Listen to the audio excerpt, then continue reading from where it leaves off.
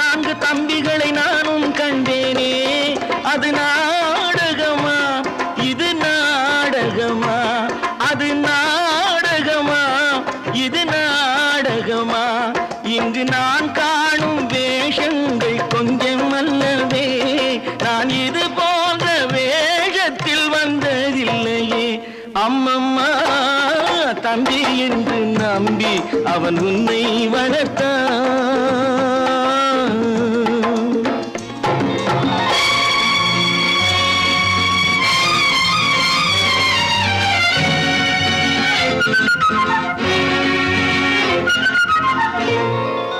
தங்கை எனும் இளைய கன்று தாய் வீடு வந்ததென்று என்னுடைய நாடகத்தில் காட்சி.